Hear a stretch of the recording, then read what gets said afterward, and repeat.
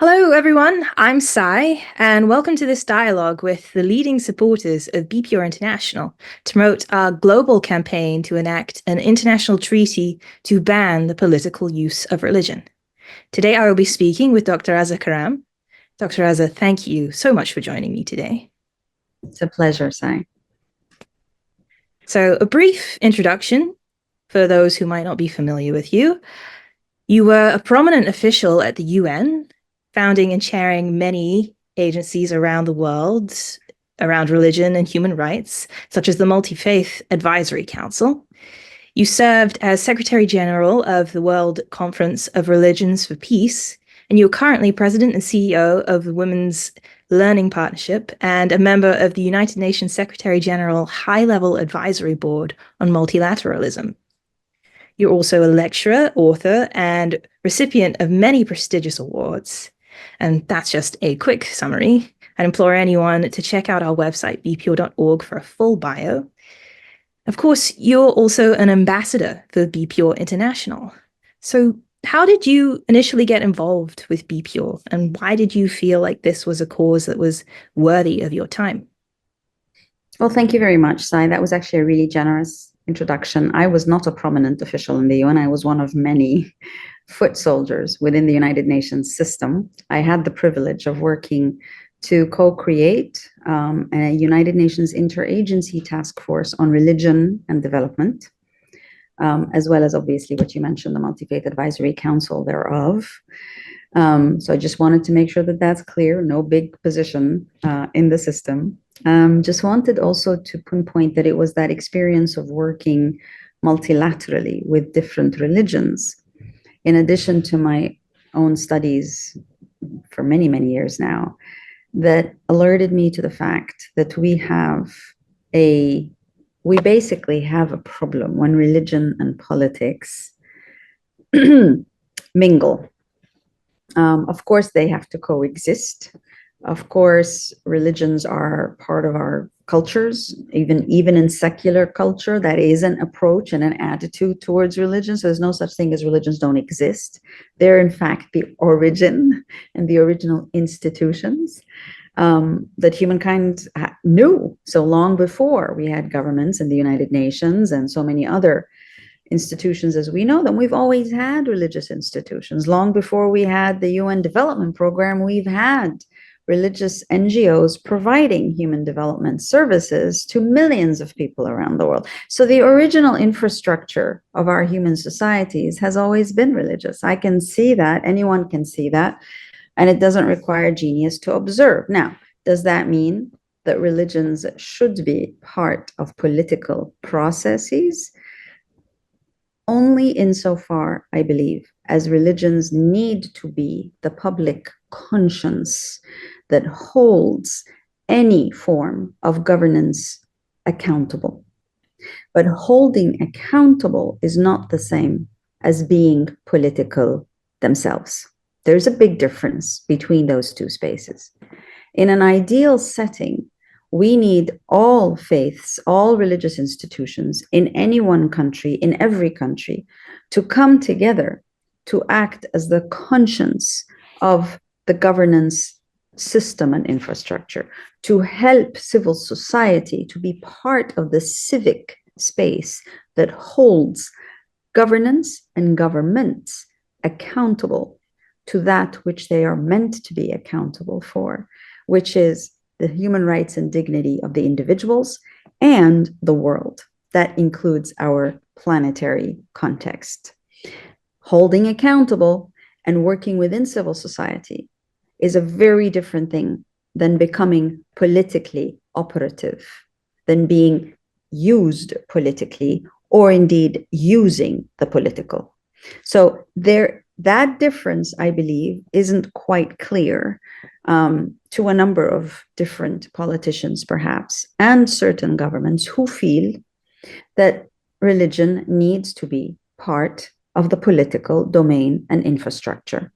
Usually, in 99.9% of those cases, it's one religion that has this relationship with the political infrastructure. It's never all religions in any national context, which come together to have this relationship. So because it is one religion, we cannot avoid the instrumentalization of religious using the political and political using the religious. It's the one religion. It's extraordinarily difficult to instrumentalize a whole group of religions together. When religions come together in any one context, they are very powerful because it is the sum total of human aspiration. It is the ultimate means of holding accountable, of nurturing spirit and soul. But very rarely in situations, in fact, it's never happened, in situations where political regimes, individuals, parties try and in fact do take religion as one of their vehicles, it's usually one religion that they will take as one of their vehicles, which immediately and per definition creates divisiveness and schisms in that community, because there is not a single society anywhere in the world that is only all belonging to one religion. So it is a very divisive tool and element. And that is why I think it's extremely important to be able to support the cause of BPUR, because we have come to a point in our human history, again, because history has a delightful way of replicating itself. We've come to a point again where there is significant religious manipulation of the political and political manipulation of the religious. And they're in bed together. And we need to make sure that that's not the case, because that is harm. That spells harm. And history has many examples of that harm. That leads me really well onto my next question. Because this is such a tumultuous issue, BPUR kind of has to tread very carefully when it comes to this issue about, not antagonizing any one religion or singling out any one religion or country. How do you feel BPUR's, as an ambassador, approach to this issue can succeed navigating this issue where other prior attempts might have failed? So I'm not aware of prior attempts that had the same objective globally and were worked on so diligently for many years. I'm not aware of any prior attempts. I actually think that one of BPUR's advantages is that this is actually a new initiative that is, in a sense, forced by the circumstances that we are in, that trend that we are seeing of instrumentalization of religion and politics. So no previous attempts. This is new. I think we're charting new territories. Now, that doesn't mean that there are not many out there, whether on the political or the financial or the social, the cultural, whatever sphere of life, who are quite aware that this is a need. In fact, there are many historians, academics, politicians, even plenty who are aware that wait, something is not right here. We need to think about this, and we need to do things different. I think what we're learning, right? Because it's a new endeavor that is global in nature. What we're learning is that there are many tensions. Absolutely. I mean, when you see a couple marrying and you decide to speak up against it, it's going to be a problem. You're going to be creating quite a few enemies in the process. And I think that's what is likely to happen. There is no way that this is going to be a smooth process. You cannot detangle relationships founded in common interests, especially at a time when there are no existing rules and laws that help detangle that, with the exception of certain constitutions, which are conveniently ignored in some parts of the world. And there is no way that you can detangle interest-based relationships without significant challenges. So I think it's smart and wise, and actually no other choice but to understand that there will be sensitivities on all sides. No one politician wants to admit that they're using the religious arguments for their own sake. Some do. And usually then when that happens, you realize things have gone way, way, way beyond the line, so to speak. But generally, religious leaders try to say that they're all for the common good and all for the public good, and they're not really wanting to sway things this way or that way. But even that trend I see diminishing and declining. So yes, it is sensitive, but ultimately, if we still can, and I'm not just talking about people involved with BPUR, but generally, if humanity still wishes to not go over that brink and fall into a very dark abyss indeed, then I think we have no choice but to begin to see what we need to stay safe and away, not just not jump, not just not be thrown into the abyss, but actually stay significantly away from the abyss. If humanity is committed to that, we have no option but to make sure that we can continue to convince and to secure that those governments still committed to human rights, to democracy, to honorable service of their communities and their people, to the common good for all people beyond the nation state. If there are still governments like that, then those are the ones that we need to work with, who should be the champions of something like this, because this is quintessentially for the common good. You can't prioritize one religion over another in this country, one religion over another in that country, and think this is what this country stands for. This country stands for this religion, this country stands for that religion, and not expect hell to ensue.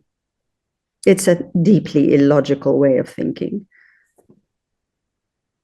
I'd like to bring back to just one thing that you had mentioned about laying rules, groundwork, indisputable rules that make it very difficult for governments to kind of dispute. Otherwise, it kind of reflects poorly upon them, you know. I think that that's kind of a very important thing that BPUR is trying to push forward, is these kind of objective rules that hold these governments to account for infringement. And we're doing really well. BPUR is now on the international agenda, and it's anticipating imminent state adoption and supporting resolution in the Council of Europe. How do you see the next steps forward for BPUR? It will not be sufficient. It is wonderful but insufficient to have the backing of any one region. This is an effort that requires multilateral support.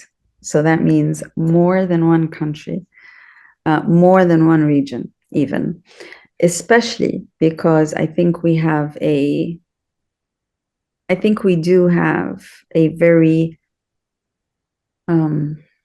I hate to use the terms, but we are at a moment where certain religiously inclined countries and indeed cultures are seeing evil in one another, are seeing bad in the other. This was referred to some years ago as a clash of civilizations. Now, I've hated that terminology, but somehow it has become manifest in a way that is deeply disturbing and hard to ignore, which is precisely why I think we're at this brink, and we need to go back from that. So we can't afford to have only one kind of genre of religious political support. We need to make sure that we're looking at multilateral support. So that means it has to come from nations which are predominantly Muslim, nations which are predominantly Hindu, nations which are predominantly Buddhist, nations which are predominantly Christian. It needs to come from governments that have to manage different kinds of cultural, read also religious dynamics. So I am incredibly impressed with Dr. Salam's efforts so far to have actually brought in an incredibly big heavyweight of a player, which is the Council of Europe. I think that now enables and also necessitates that there are other countries from the global south who can be co-partners and co-creators of that process to arrive at the treaty. Thank you. Last question, and this one's a personal one. How do you personally aim to promote this mission and contribute further in these exciting new upcoming phases? Having agreed to become an ambassador for this mission essentially means that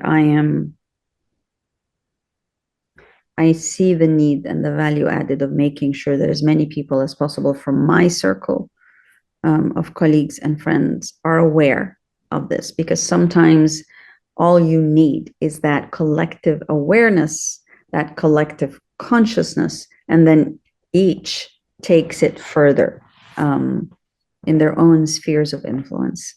So I am committed, and I already have actually notified a significant number of the people I've worked with, colleagues, friends, in different areas, governmental, non-governmental, and intergovernmental. I've already shared the information so wonderfully prepared by Dr. Salam. And I see that as a key part of the role of ambassador. Should there be any specific effort that requires the ambassadors to come together, I am ready, willing, and able to consider those efforts. Thank you. Thank you so much, Dr. Azza, for your time, and thank you for speaking to me. It was a complete pleasure. Likewise. Absolutely likewise, Sai. Thank you. Thank you so much for your devotion to this cause, and thank you so much for everyone for watching, and we will speak again soon.